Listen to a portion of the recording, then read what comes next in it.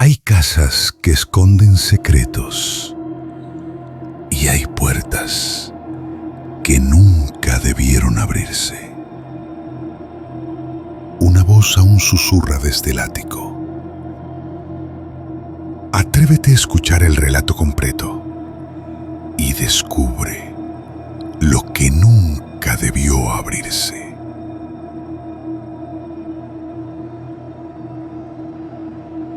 Hay una frase que mi padre solía repetir siempre: nadie regala nada en este mundo. Yo debí haber recordado esas palabras el día que firmé las escrituras de la casa en la calle Fresno. Era una construcción de estilo colonial, un tanto descuidada, pero con una estructura imponente. El banco la ofrecía por una fracción de su valor real.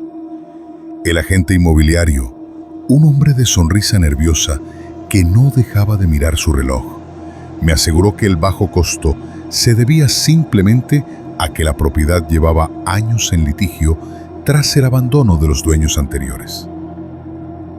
En ese momento, con mis ahorros ilimitados y las ganas de tener un hogar propio, no hice las preguntas correctas.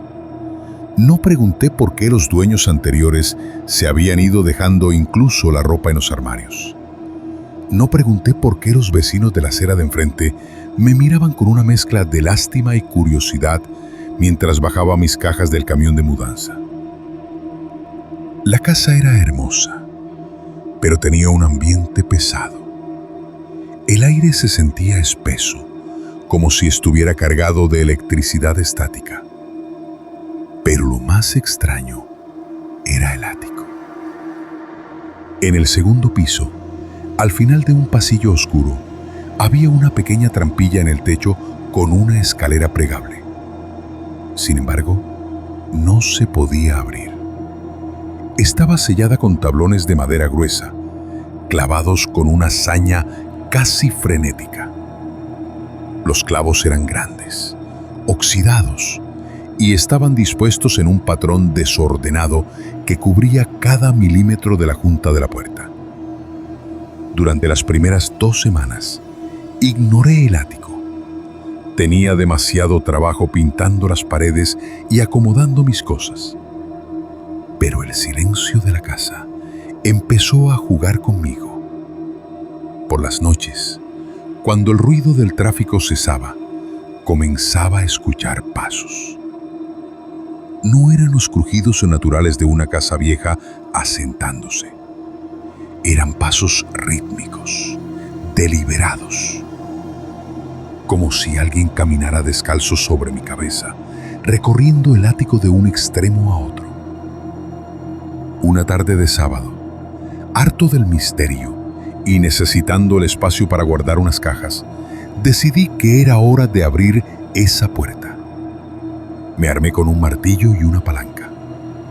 Al primer golpe sobre la madera, un frío repentino recorrió el pasillo. Un aire gélido que parecía salir de las paredes mismas. Me llevó casi 1 hora arrancar los tablones. Los clavos estaban tan enterrados que parecía que alguien hubiera querido que esa puerta no se abriera nunca más, ni por fuera, ni por dentro. Cuando finalmente tiré de la escalera y subí, el olor me golpeó.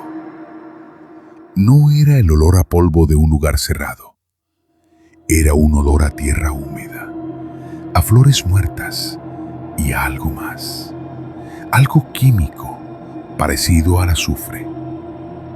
Encendí mi linterna. El ático era un espacio amplio, con el techo en caída.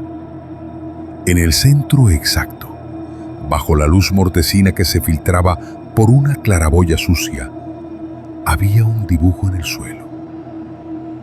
Era un círculo perfecto hecho con una mezcla de sal y ceniza negra. Dentro del círculo descansaba una tabla ouija de madera antigua. Estaba quemada por los bordes, como si alguien hubiera intentado destruirla sin éxito. El puntero, o planchet, estaba justo en el centro.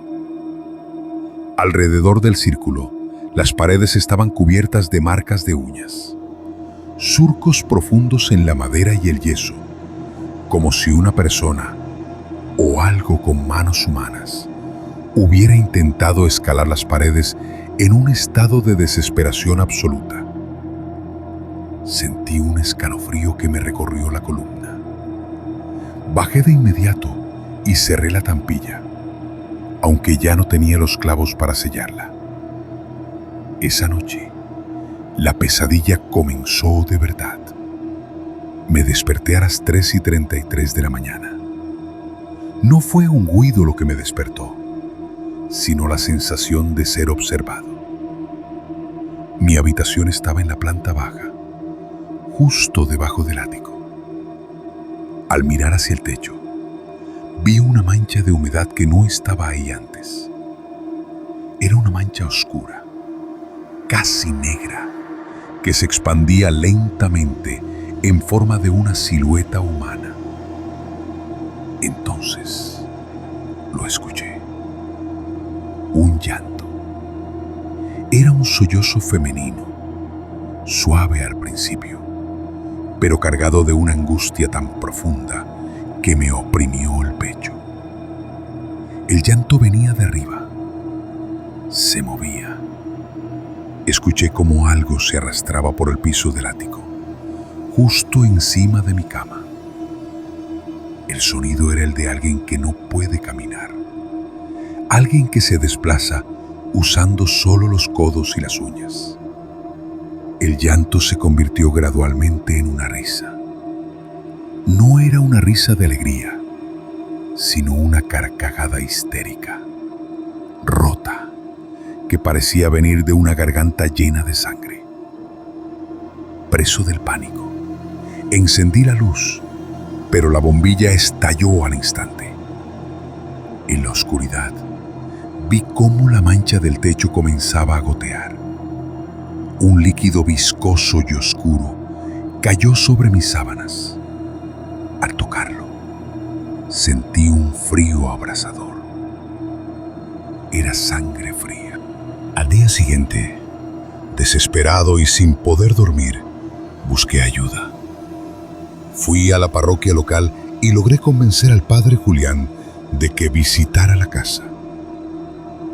Él era un hombre mayor, con años de experiencia, pero en cuanto puso un pie en la entrada, se detuvo en seco. Su rostro se puso pálido. «Hijo», me dijo con voz temblorosa, «esta casa no está vacía. Hay un invitado que no fue despedido». Le conté lo del ático y la ouija. El padre Julián sacó su estola, su Biblia y un frasco de agua bendita. Subimos juntos al segundo piso. El ambiente en el pasillo era tan pesado que costaba respirar, como si el oxígeno se hubiera agotado. Cuando bajé la escalera del ático, un grito inhumano, un alarido de furia puga, resonó desde la oscuridad de arriba. El sacerdote subió primero. Yo me quedé un paso atrás, sosteniendo la linterna con manos temblorosas. Al entrar al ático, vimos que el círculo de sal estaba roto. Alguien o algo había esparcido la ceniza por toda la habitación. El padre Julián comenzó a rezar en latín. Su voz era firme al principio, pero de pronto comenzó a flaquear. De las sombras del rincón más alejado, emergió ella. No era un fantasma transparente de película. Era una figura sólida, pero distorsionada. Una mujer vestida con un camisón que alguna vez fue blanco, ahora gris por el polvo y las manchas. Tenía el cabello largo, enredado, cubriéndole el rostro. Pero lo más aterrador era su postura. Tenía las extremidades dobladas en ángulos imposibles, como si todos sus huesos hubieran sido rotos y mal curados. Se movía con espasmos, acercándose hacia nosotros con una rapidez antinatural. El padre Julián lanzó agua bendita, pero la entidad no retrocedió. Al contrario, soltó una carcajada que parecía estar formada por 1000 voces diferentes. La mujer levantó la cabeza y por un segundo el cabello se apartó. No tenía ojos. Sus cuencas estaban cosidas con el mismo hilo negro que había visto en mis peores pesadillas. «¡Ella no quiere salir!», gritó el sacerdote mientras era empujado por una fuerza invisible contra la pared. El padre Julián cayó al suelo, golpeándose la cabeza. Yo intenté llegar a él, pero la tabla ouija que estaba en el centro del cuarto comenzó a vibrar violentamente. El puntero empezó a moverse solo por el tablero a una velocidad vertiginosa. Deletreaba una y otra vez la misma palabra: M-I-O, M-I-O, M-I-O. De repente, la puerta de la trampilla se cerró con una fuerza brutal. Estábamos encerrados. La linterna se apagó. En la oscuridad total, solo escuchaba la respiración agitada del sacerdote y el sonido de esa cosa acercándose por el suelo. Sentí unas manos frías como el hielo cerrarse alrededor de mi cuello. No eran manos fuertes, eran manos delgadas, pero la presión era sobrenatural. Intenté gritar, pero solo salió un susurro ahogado. En ese momento de agonía, escuché la voz de la mujer directamente en mi oído. «Tú me abriste. Tú me diste permiso. Ahora somos una sola casa».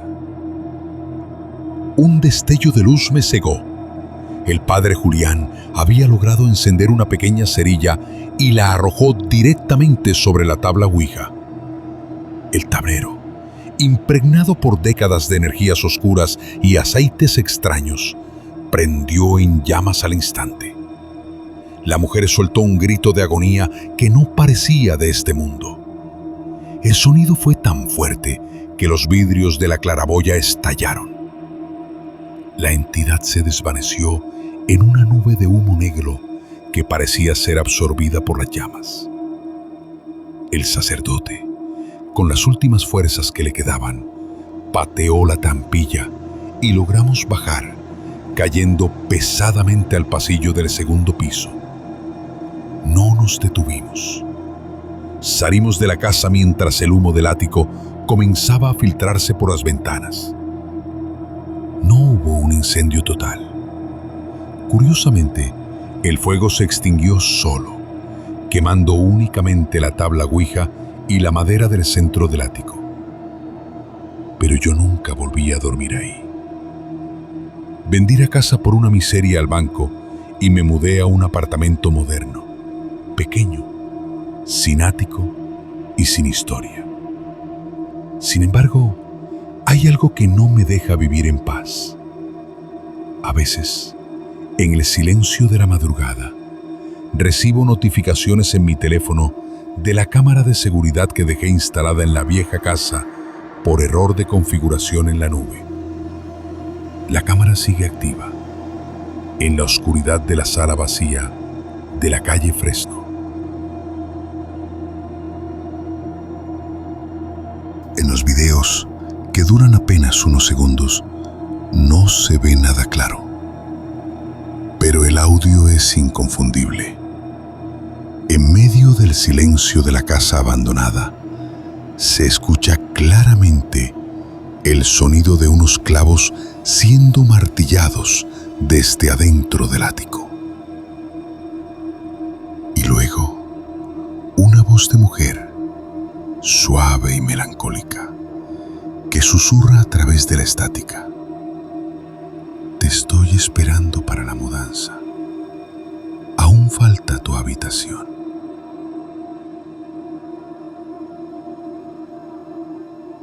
Si el relato de esta noche logró acompañarte en tu insomnio, te invito a suscribirte y dejar tu like. Esto es El Laberinto Nocturno TV. Buenas noches.